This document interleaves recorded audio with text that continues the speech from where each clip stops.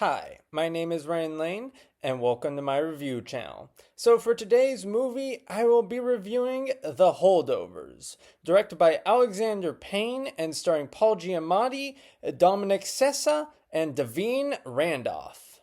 So the film focuses on Paul Hunnam, played by Paul Giamatti. Paul is a history professor who is given the unenviable task of chaperoning students staying over the winter break, or as they are semi-lovingly referred to as holdovers.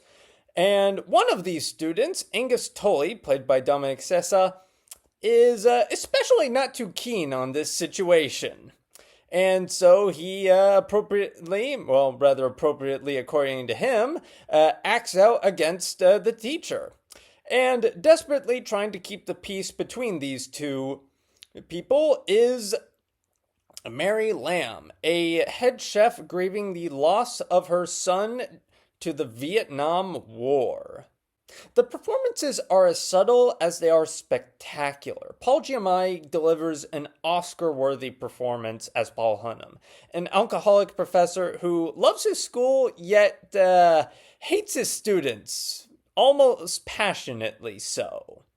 Paul Giamatti brings a surprising amount of physicality to the role, and his eyes, both the good eye and the lazy eye, he won't say which, convey so much emotion. Same goes for Dominic Sessa. He does a great job as Angus, a lonely teenager dealing with his sadness the way, well, most lonely and sad teenagers deal with their sadness, by being a dick to everyone else. Thankfully, Dominic Sessa manages to bring out the humanity in this role and show that how, despite underneath the antisocial behaviors, Angus does genuinely care about those around him. You know, there's one scene where he goes out of his way to help out a younger student who inadvertently soiled his bed in the middle of the night. So, Angus is a genuinely good kid. He's just, he's dealing with a lot emotionally speaking. And then there's Mary Lamb, played by Davine Randolph. She is a grieving head chef dealing with the loss of her son. And not only that, she has to deal with a bunch of ungrateful little entitled prep school kids. And despite not liking these kids, she realizes that they are, well, kids, and that they accordingly need a certain amount of grace and, dare I say, love even from her.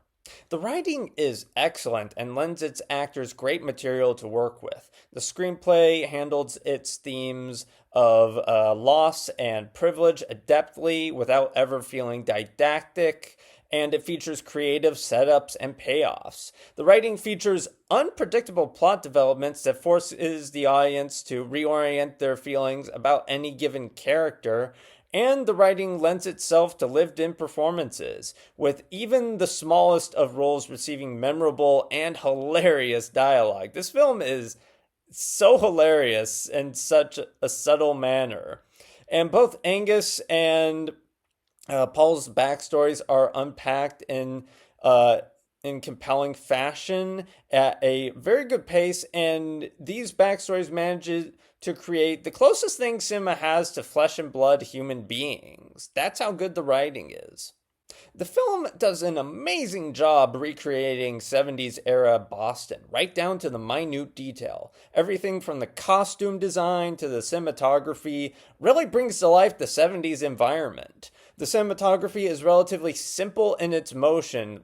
The cuts are minimal, and the camera movement is relatively limited to pans and tilts. On occasion, there's the occasional, a tracking shot, but otherwise the camera is locked down for, like, I'd say 90% of the shots.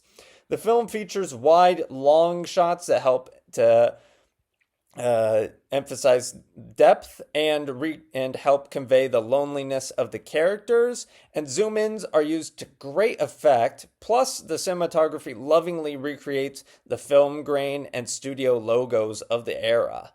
So, thanks to tight direction and a top notch cast, The Holdovers manages to lovingly recreate 70s era Boston.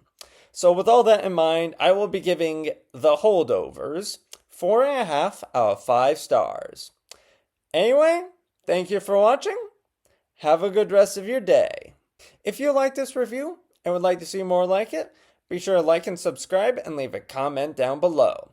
And for today's comment section prompt of the day, what is your favorite Paul Giamatti performance and why?